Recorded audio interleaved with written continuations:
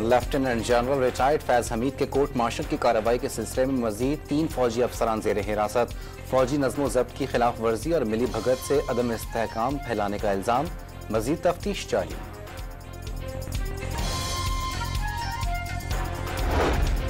बारिशों के बाद दरिया चुनाब में तुग़यानी। वज़ीर आज़म ने सैलाबी रेलों को रोकने के लिए पेश की इक़दामात की हिदायत कर दी।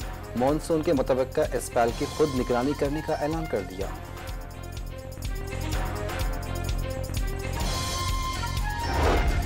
कोहलू शहर और करीबी इलाकों में गरज चमक के साथ मूसलाधार बारिश से नशीबी इलाके ज़ेरे आब आ गए।